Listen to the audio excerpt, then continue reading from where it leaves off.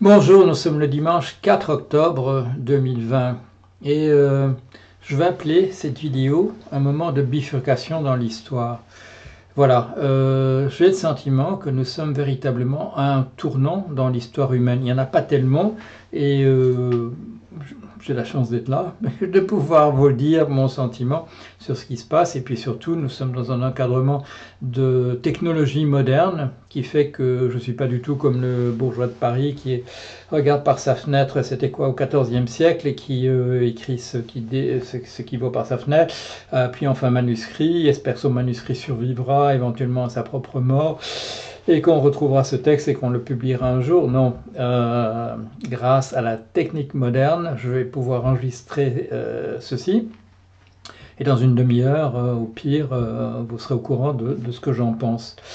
Alors pourquoi un moment de bifurcation dans l'histoire? Parce que un personnage absolument clé se trouve, je ne sais pas au moment où je vous parle exactement dans quel état de santé il se trouve, mais il se trouve de fait entre la vie et la mort. Nous sommes tous toujours entre la vie et la mort, bien entendu, mais il est atteint d'une maladie dangereuse et il est considéré comme une des personnes plus exposées que d'autres, ce qu'on appelle voilà, une condition préexistante. Sa condition préexistante, c'est le fait qu'il y en a plusieurs.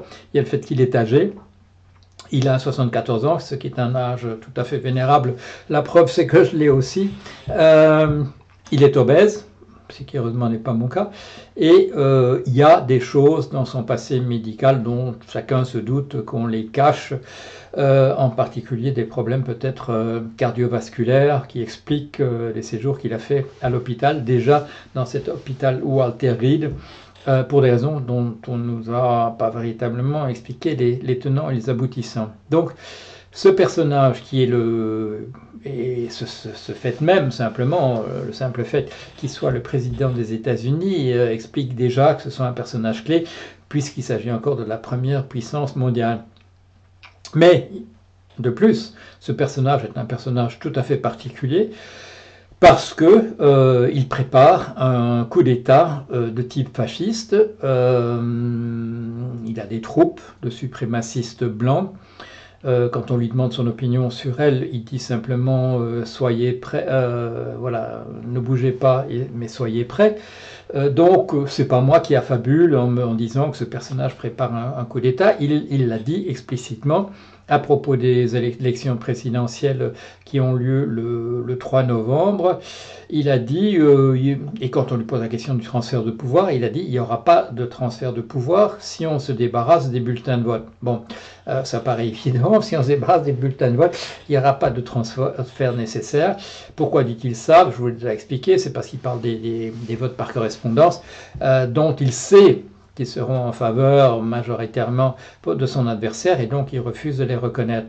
Donc ce personnage, qui est maintenant en position difficile, et on a vu une vidéo hier dont on nous dit qu'elle a été prise à l'hôpital où il se trouve.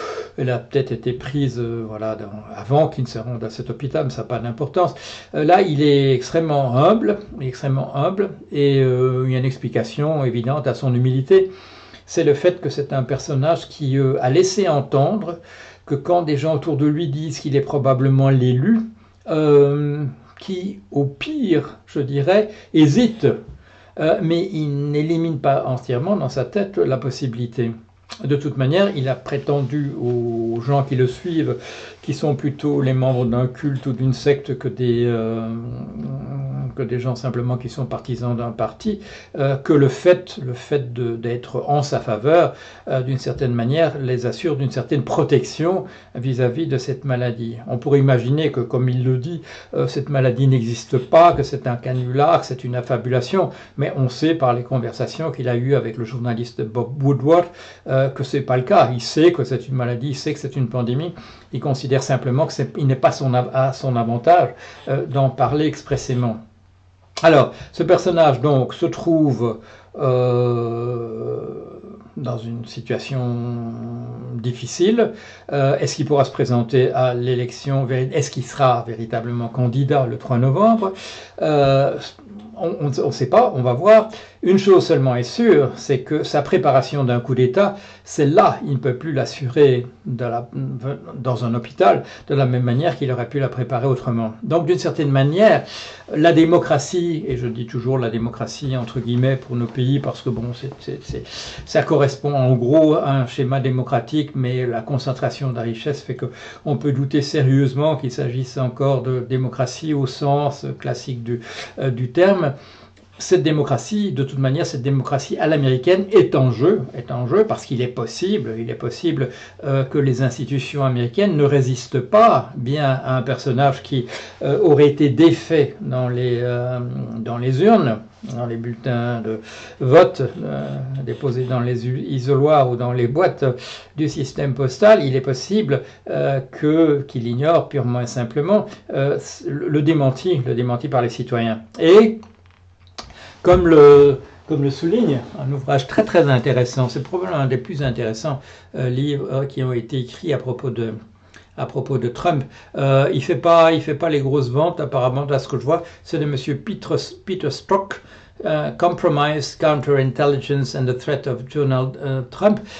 Pourquoi est-ce que ce livre est particulièrement intéressant? Parce que ce monsieur Strzok est donc il était un personnage clé du FBI, la partie du FBI qui s'occupe des ingérences étrangères, spécialiste de la Russie.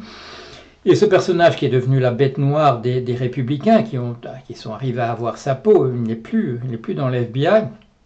Ce personnage, ce monsieur Strzok, explique bien comment la démocratie américaine était totalement impréparée à l'éventuellement même que soit nommé un président qui serait simplement une marionnette d'une puissance étrangère.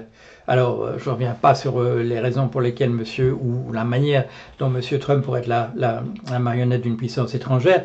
Il pourrait être compromis, voilà, qu'on le fasse chanter de manière directe ou indirecte. Il pourrait être un agent d'une puissance étrangère. En tout cas, comme on l'a vu au cours de 4 années, il s'est conduit véritablement comme quelqu'un qui alignait, et ça c'est pas polémique, qui alignait sa politique sur celle qui est exigée ou espérée par la Russie. Donc voilà où nous sommes, voilà où nous en sommes. Par ailleurs, les États-Unis, plus grande puissance mondiale encore, d'un point de vue économique et autres, encore que son économie soit très atteinte par l'incapacité de ce pays à gérer à la fois la protection sanitaire de ses citoyens et son économie. Puissance qui, sous l'influence de M. Trump, est en train de tomber en vrille, pendant qu'une autre puissance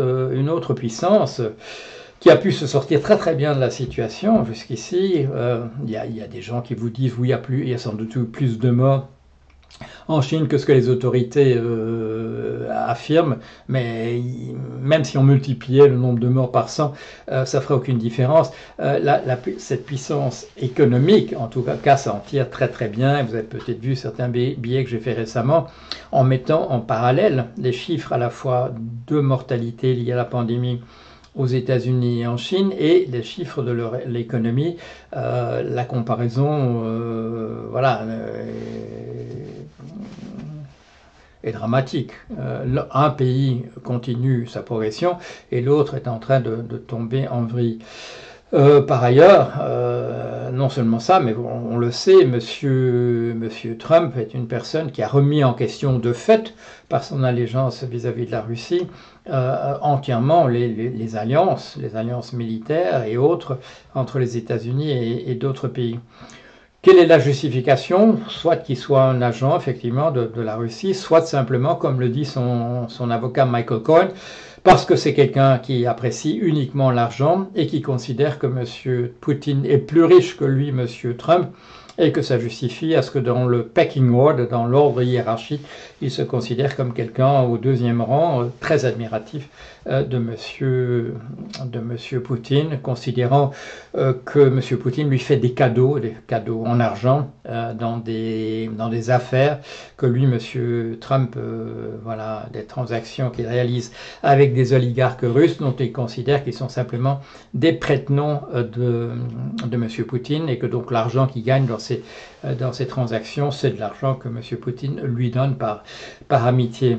Alors, Est-ce que j'exagère en disant qu'on est à un moment de bifurcation dans l'histoire humaine? Non, je ne crois pas, je crois pas. Il y a peu de moments comme celui-ci où une grande puissance, la première puissance, risque de basculer dans un régime voilà, qui serait confirmé comme étant le régime fasciste et suprémaciste blanc qu'espère que défend monsieur Trump. Le paradoxe, ce serait que nous sommes faits à l'idée que ce sont uniquement des États dans une déliquescence d'une certaine manière de leur démocratie qui pouvaient basculer dans le fascisme. Dans le cas des États-Unis, non, la situation des États-Unis n'était pas dramatique. Et il a fallu une combinaison voilà, d'un populisme tombé au bon moment, qui s'est trouvé devant un parti républicain complètement désorienté, un parti républicain relativement ouvert d'ailleurs à la Russie par le biais de la National Rifle Association, le NRA, très grand lobby, voilà, puissance économique en tant que telle, qui défend donc le droit des citoyens américains de posséder des armes et de les porter en public.